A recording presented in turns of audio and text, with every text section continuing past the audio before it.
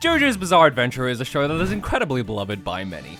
It is also incredibly dumb, and I mean that in the kindest way possible. That's kind of part of its charm. It's called JoJo's Bizarre Adventure after all. Of course there's gonna be weird stuff happening. So instead of doing a deep dive analysis into the complex plot and themes of the show like I usually do, I'm just gonna make fun of it. Also, it should probably go without saying, but these aren't serious critiques. I just made this video because I thought it'd be funny. It should go without saying, but I wanted to make that very specifically clear. It's the 1800s. The place, England.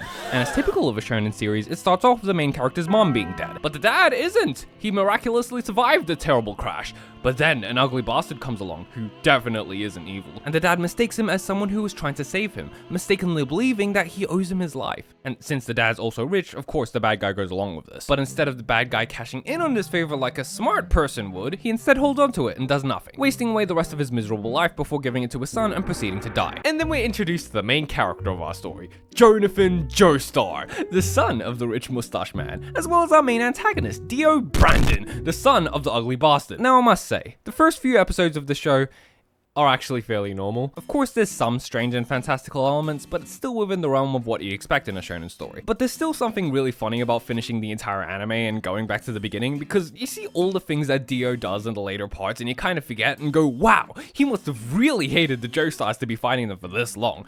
Why was that again? What exactly did the Joestars do to him to make him this mad? And why is it exactly he's trying to take over the world and all that? And then you go back to the start and realize, there is no reason. He's just an asshole. The guy rocks up to Jonathan's doorstep and the first thing he does is kick his dog. Anytime he sees something that makes Jojo happy, he goes, nah bro, we can't have that. It's Dio time. And then he proceeds to ruin his life. This man dedicates his entire life to being the biggest hater on the planet for just this one guy. And it's literally just for the sake of being petty. This isn't just regular old resentment of him being rich and spoiled while he was poor. He's actively going out of his way to be as comically evil as possible. He was just born that way, and that's very funny to me. Anyway, the first episode mostly consists of Dio ruining Jojo's life in multiple ways. He's basically the kid who's actually a total scumbag, but pretends to be a goody two-shoes in front of the adults. He ruins Jojo's social life, frames him in front of his dad, forcefully kisses his girlfriend, and when Jojo gets angry at this, jumps over the fountain and successfully beats him up, Dio turns around and kills his dog. Holy crap. The reason for this is that Araki, the author, loves dogs, which is why he makes his villains kill dogs so that he can show just how evil they are. But as an unfortunate consequence of this, he ends up doing this a lot because there are so many villains, which led some people to questioning why Araki likes killing dogs so much. Anyways, one thing that's constantly being hinted at throughout these first couple episodes is this spooky looking stone mask, and every time blood gets on it, it goes spiky. This becomes important eventually. The second episode starts and there's been a time skip. Everyone is an adult now, including Jojo, who now looks extremely muscular. Oh my god. I'm sorry, after getting used to his first design and then suddenly seeing him look like this, I can't help but think of the Hulkbuster CGI thing. His body's so huge, but his head's so tiny, I can't. Now at this point in the story, Jonathan and Dio seem to be getting along a lot better. It seems that Dio has stopped being an asshole for now, and while Jojo is cool with it, he still suspects that something's up, meaning he has more intuition and common sense than everyone in part 3. But Jojo doesn't do anything about it for now. His dad is mysteriously sick, and they're not sure what to do about it, which is very worrying. But one day, Jojo accidentally bumps the shelf and finds a letter from Dio's dad, one where he describes also being sick, and it just so happens to be the exact same symptoms as Jojo's dad now, meaning Dio's dad didn't die on his own. He was poisoned. Rushing out to confront him, he catches Dio swapping the medicine he was about to give to his dear old dad. Jojo asks to see the medicine, but Dio is very suspiciously resistant to that for some reason, making it out to be all, if you took the medicine, then you're doubting the validity of our friendship. Like, no, he has plenty of reason to be suspicious. He just saw you swap it. For some reason, Jojo actually thinks this is solid logic, but he counters it with an, okay then, swear it on your dad's life. And then Dio punches him in the face. This confirms Jojo's suspicions for obvious reasons. So after making sure his dad doesn't take anything from anyone other than the butlers, he goes off to London to get the medicine checked. Meanwhile, Dio is angry, but forms a plan. He thinks if he can get the stone mask to go spiky mode and kill Jonathan, it would look like an accident and he'd be in the clear. This is actually a pretty good plan, since Jojo was experimenting with it before. Meanwhile, Jojo has arrived at London, but has now been cornered by a bunch of thugs. One of them tries stabbing him, but he just straight up grabs the knife with his bare hands, and he starts bleeding. For some reason, they see this as admirable, saying that him not caring about whether he gets hurt or not is what makes him powerful, when realistically they should think he's a dumb idiot for putting his life in danger so easily, but whatever. Stop luck, ain't ya? One quick yank of the knife and they'll be picking your fingers out of the snow for a fortnight. Try it then. Okay. The moment you pull. He still beats them up pretty easily. But because he's a gentleman, he only beats them up a little bit. One of them could tell he was holding back, which makes him even more impressed. So despite everyone outnumbering Jojo, this man tells everyone to back off and leave him alone. Little did we know that this is how we're introduced to Robert's EO Speedwagon, the chattiest chat in the West. He also tells Jojo where the right place to go is. Meanwhile, Dio, instead of actually acting on the plan he just made like a smart person would, just gets drunk and kills a bunch of people. He also accidentally ends up using the stone mask on one of them. And this is where we finally discover what the stone mask actually does. And that is... it turns people into vampires. Yeah, not gonna lie, after all that mystery, I was kinda hoping it'd do something a bit crazier, but whatever. Dio comes back to the house and enters. But something was amiss. The castle was dark. Something was wrong. Quickly, Dio runs towards the kitchen and hurriedly checks the cupboards and shelves. No, it couldn't be. Where is it? He steps back in horror. Dio couldn't believe his eyes. As a last resort, he checks his secret stash, flailing around in panic. Please, don't tell me. His GAMERSUPPS was all eaten! Gulp, gulp, gulp. You thought it was your GAMERSUPPS, but it was me, Jojo. Jojo, you bastard! This is revenge, Dio, for all the terrible things you did when we were kids. How does it feel? How does it feel to have everything taken from you? No, you can't do this! There was enough of it to last for generations!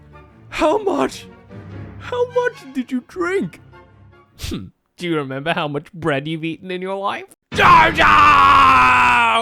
Go, go, go. The power of GAMERSUPPS flows through Jonathan's body.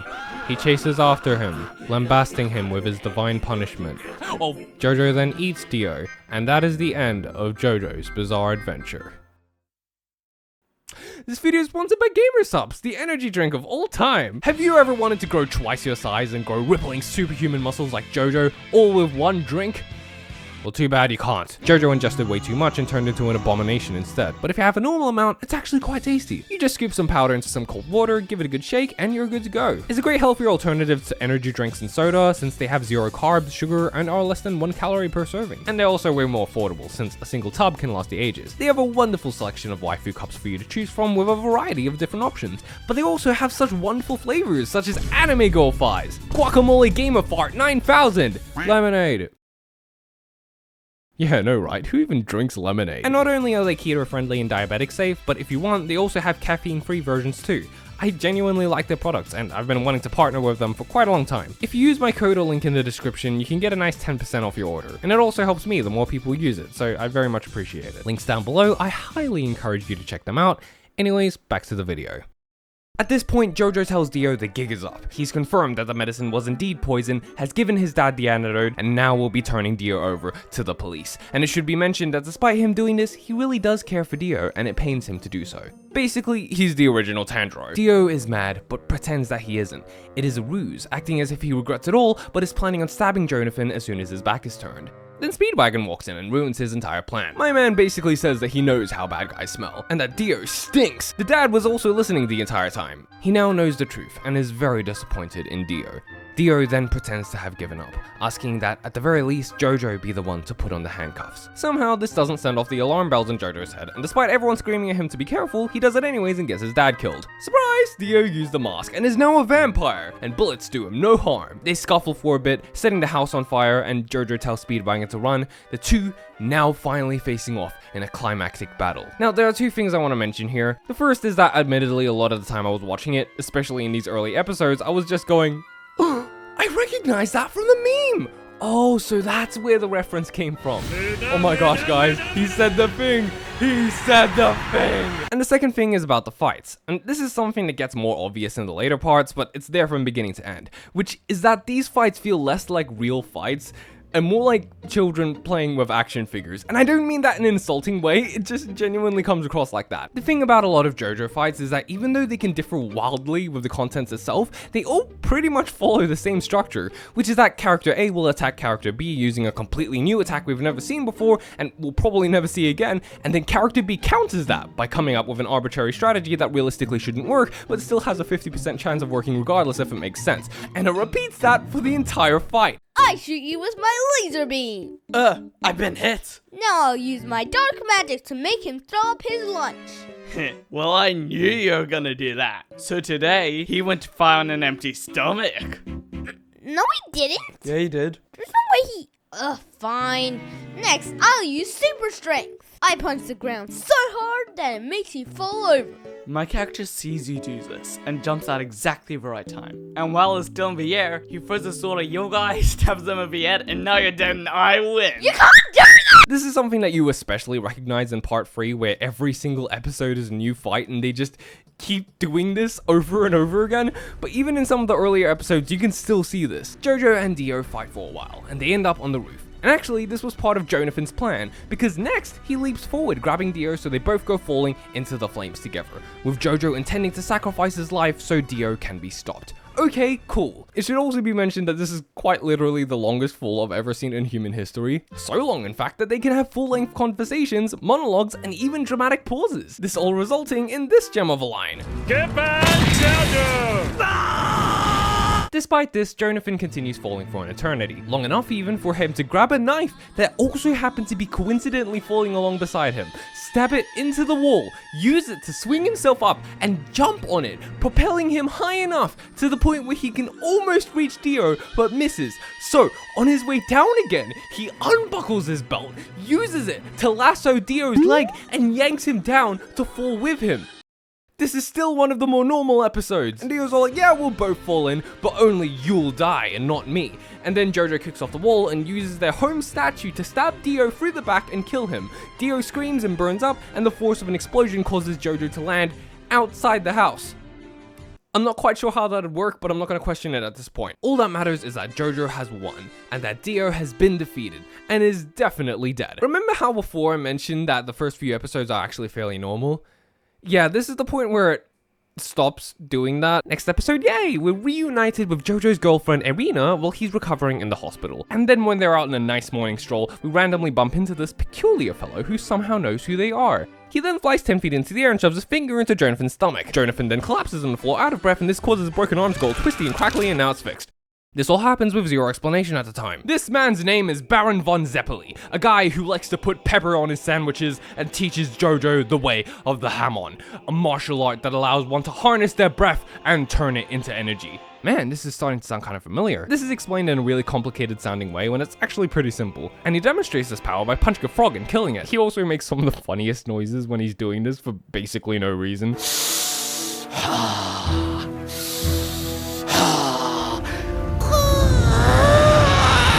Anyways, the entire reason he's telling him this is because apparently Dio's still alive and has the stone mask, and they need to destroy it before it does any more damage. So Zeppeli trains him for a grand total of about 2 seconds before Speedwagon shows up saying they found Dio, so they leave immediately. Apparently they're out of time, so Jojo's basically gonna have to train and fight at the same time. Fortunately, they don't have to wait very long, because as soon as they enter a tunnel, another fight starts. Turns out a muscular zombie was hiding inside one of their horses and climbs out and attacks. I have multiple questions. If the horse was alive at first and was able to bring them that far, was the zombie inside of it the entire time? How? How did the horse not die instantly? Why choose the inside of the horse? Surely there were easier methods of hiding from them. Am I missing something? Did he actually attack them from the outside first and just randomly crawl inside the horse, only to come out again right after, thus achieving nothing? Why would he do that? The show glosses over this completely and acts as if it's perfectly normal, because of course people just pop out of horses all the time. It even happened to me last weekend. And Zeppeli goes to fight him, but first he's gonna pour himself a glass of wine. The zombie also stabs himself in the face for some reason. I suppose he just thought it looked pretty threatening. But right before Zeppeli goes to fight him, he decides this is the perfect time to educate Jojo on the nature of fleas. He gives a very long lecture on the nature of fleas. I swear this analogy makes sense in context, but I'm not going to explain it all here. And it all leads up to him kicking the zombie in the face, all without spilling a single drop of his wine. The zombie goes, "I'm gonna kill you all," before proceeding to run off like a coward. And then Zeppeli gives Jojo the wine, saying that if he spills a single drop of it, he will abandon him and never train him again, even leaving him with a Norwegian quote this time, telling him that he too can become a Viking. I'm not making any of this up, I swear. Anyways, Jojo steadies his breathing, and using the power of Hamon, realizes he could sense the bad guy through the walls and gives him a super-powered punch, all without spilling the wine, meaning he has passed the test to become a Viking. The analogy makes more sense in context. We are now halfway through JoJo Part 1, and I have made the very big mistake of thinking this video was gonna be short. It's only gonna be 9 episodes after all. This should be cake. They have now arrived at a new town, and some random kid steals one of their important bags. But Jojo uses his newfound abilities to walk on water, smash the rocks the kid is climbing on, and make him fall to his death. No, just kidding, they catch him. But the kid suddenly acts as if he has no idea who they are or what's even happening. Now, in this instance, I would usually assume that the kid is a filthy liar who's trying to pretend his way out, but surprise, Theo's here, and he was probably using a sort of hypnosis on the kid to lure them there. I don't remember him having hypnosis powers. Theo begins yapping on about world domination and all that jazz, and the characters talk. And I just have to say something that's been on my mind for a while now, but the characters say literally everything that's on their minds. There is zero subtext to anything anyone says. If a character thinks it, they say it. And they explain it with great detail. The dialogue feels like it was written for a stage play more than anything, especially with the way Dio talks about world domination and Jonathan's loud declarations of how he believes in good and all that. It's really interesting to see that despite its actual content being so absurd, it's still one of the most stereotypical, tropey battle shonen to ever exist. So much to the point that it almost borders on parody. Like the combination of the on-the-nose dialogue, along with the pure-hearted protagonist, the power system, and especially the way the fights always go. And it's not just the fact that these things are in it, but the way it's presented. But the thing that gets me about all this is that it was written in 1978, before these tropes were even a thing. Some of this stuff literally only makes sense to me because I know this is what shonen anime is like, but by itself, this stuff doesn't make sense. Usually you'd see the opposite happening, where the origin of the trope makes more sense, but as time goes on, people start subverting and exaggerating it.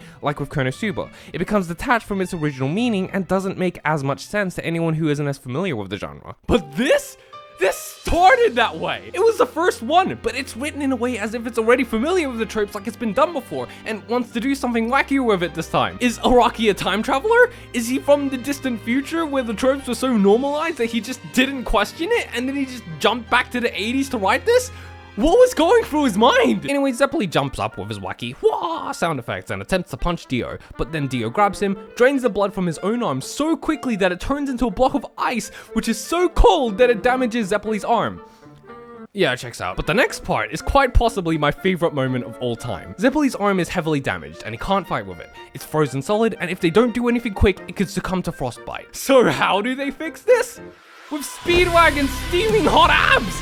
What did I say? What did I freaking say? This is insane! And what's more is that it's taken completely seriously, without any hint of irony at all. I can just imagine Araki writing this moment, thinking to himself, now what could the characters possibly use to warm themselves up?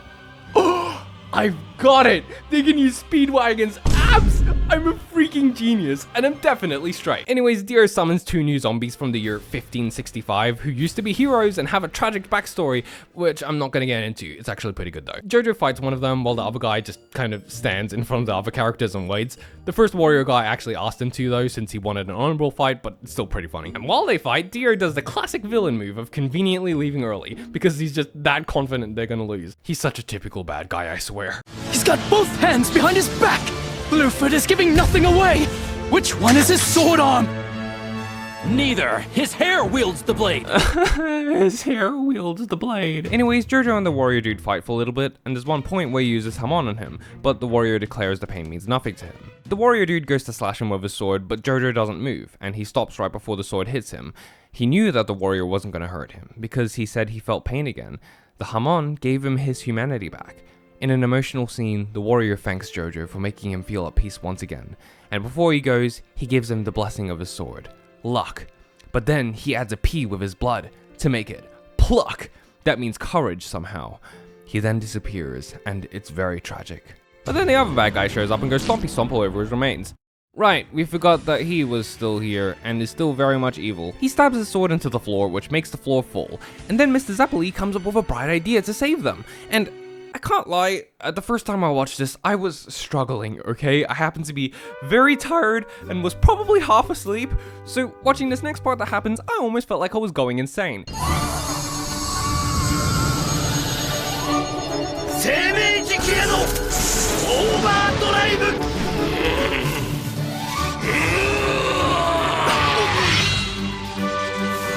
I don't know what it is about this part specifically, but I think this part broke my suspension of disbelief. entirely. I don't know if it's the goofy music, the way the characters are acting, the way this guy's running, or the entire damn concept of it, but for whatever reason, this was my breaking point. They are using magic sunlight breathing powers with kung fu poses to create a giant glider out of leaves to escape from a zombified muscle man from 1565 with a tragic backstory who is currently chasing after them. JoJo's Bizarre Adventure, everybody! I haven't! And it really doesn't help that they didn't seem to establish any rules or limitations for how they're supposed to use Hamon, so whenever they do something new with it, it just feels like the show's pulling stuff out of its butt. It's just the power that does things.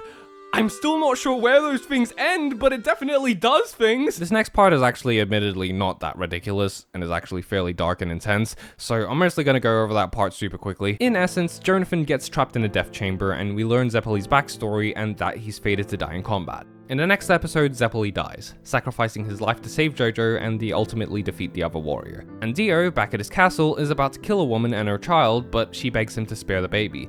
So he promises that neither he nor his men will harm the baby, but instead he turns her into a zombie, causing her to eat her own baby.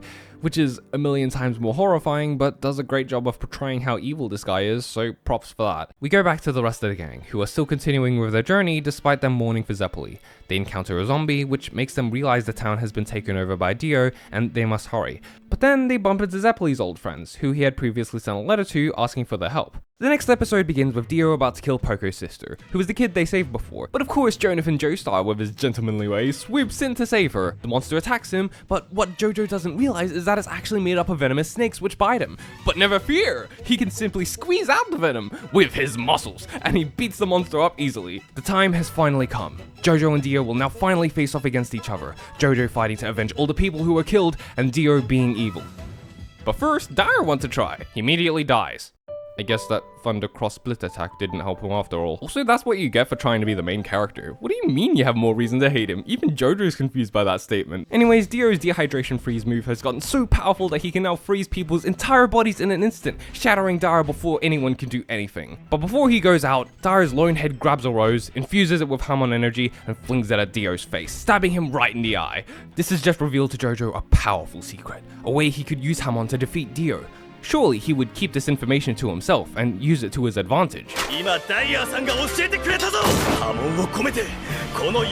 Why are you telling him? Basically, Jojo's gonna use the sword the warrior dude gave him with luck and pluck and infuse it with Hamon, and when he stabs Dio with it, he will be Dio no more. The rest of the guys who joined him start fighting Dio's goons, meaning they're all occupied, so now Jojo and Dio can finally have their final duel. They of course stare at each other for a bit, and Dio leaps, but Jojo hurls a bunch of roses at Dio, which distracts him as he attacks them in a panic, and Jojo uses this opportunity to approach Dio from his blind side and stab him. A strategy that works, as he cuts off Dio's arm and slices him in half. But Dio isn't down for the count just yet, since he uses his dehydration freeze move once again, freezes the sword, and then sticks his fingers into Jojo's neck, poisoning him to become a zombie as he's stuck in place. But Jojo manages to melt the ice, because there happens to be a torch behind Dio which heated up the sword and unfroze everything in the process. Jojo attempts to Hamon punch Dio, but as soon as his fist makes contact, it freezes his arm instantly. Truly, it seems that pesky dehydration freeze move of his is unstoppable. Dio also has tentacles now, but Jojo believes that if a man has faith, he can accomplish anything. He squeezes the poison out with his muscles again and does another Hamon punch. But this time, while spinning around, he lights his glove on fire with the torch, even putting both hands together charging at him to make it a double punch. Man, I gotta say, this really is the sort of thing that you'd imagine as a young kid. Jojo spinning around with his punch and putting both his fists together really doesn't make it more powerful at all, but like, as a kid, in your imagination, it does. Dio attempts to freeze it once again, but because of the fire, it doesn't work, meaning Jojo's double punch manages to get through, punches Dio through the stomach, and sends him flying off the cliff as he disintegrates. But before he goes, Dio has laser beams now, and Jojo narrowly avoids getting hit before Dio finally plunges to his doom. Meaning once again, Dio has finally been defeated, and is definitely 100% dead this time. Right? In the next episode, it's revealed that Dio is not in fact dead, because on his way down, Dio chopped off his own head before the Hamon reached it, so while he's now just ahead, he's still alive, baby! Back with the Jojo gang, things are peaceful once again. They've finally destroyed the stone mask, and after some time passes, Jonathan and Irina get married. Speedwagon and the rest say goodbye to Jonathan and Irina as they depart for their honeymoon on a boat. But in the background, there is this mysterious coffin-shaped box that some people are taking in, which they are doing because they were paid to at the last minute. I know all of this because they literally explained it to us out loud, despite the fact that every single one of them already know this. Huh? This guy says nothing and they still take it in. Now for the past 20 minutes or so, I've been talking about how weird the show is and mostly just making fun of it. It was still clearly at the stage where it's trying to figure things out, which is why part 1 is generally viewed as one of the weaker parts of JoJo's Bizarre Adventure, and I agree with that. But I will say that despite all of that, this last episode was actually pretty good. In fact, I'd say it's even quite beautiful. Basically, the boat departs, and Jonathan and Irina spend some time together peacefully, but this is interrupted by Jonathan noticing one of Dio's henchmen in the background. Chasing after him, he tells Irina to get to safety, but some of the people in the boat are already starting to turn into zombies. This results in Jonathan confronting Dio, who now has actually grown to respect Jojo, with him now being the only person in the world he admires, and since he needs a new body, he plans to kill Jonathan and use his body as his own. There's a scuffle where Dio shoots his laser beams, which pierces Jonathan's throat and he can't breathe. But Jojo uses the very last of his hamon to strike the henchmen, causing their body to grab onto the gears of the boat and not let go, which causes the steam to start building up, which will eventually cause the ship to explode. The zombie outbreak is getting worse, spreading to almost everyone on the ship. All that's left is the baby and Irina, who has just shown up to find Jojo on the ground and is even willing to die with him on that ship. But Jonathan, still barely breathing, tells her to take the child and live.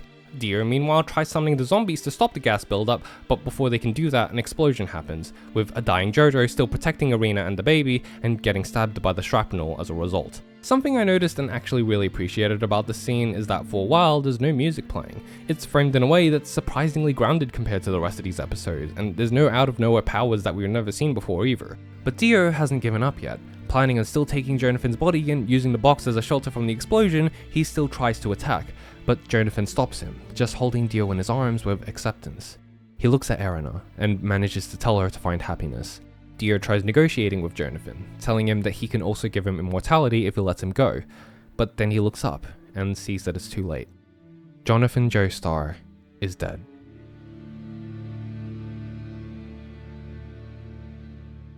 The ship finally explodes and all that's left is Irina and the baby drifting along the ocean in the box. And Dio is definitely... The morning comes and she is now hopeful towards the future, intending to pass along Jonathan's story to his descendants, including both the baby she holds in her arms and the one still growing inside her. She gets rescued 2 days later, putting an end to Jonathan's story, but is the beginning of a new bizarre adventure. My name is Brendan Riley, thank you guys so much for watching, and you know, after all things considered, that was a pretty satisfying ending. But seriously, why was he inside that horse? That's right, nerds, Yandere's won it. You can all suck it. Joseph Joestar may be able to use hamon and a stand, but he can't use the power of YouTube cringe. Hanato is stunned user desu ka? Yada yada. Stop platinum. Subaru! I, Brandon, swear to protect the Yuri, to always care for the Yuri, to never disappoint the Yuri. Thank you, and bless the Yuri gods. You thought it was a submission, but it was me, Dio!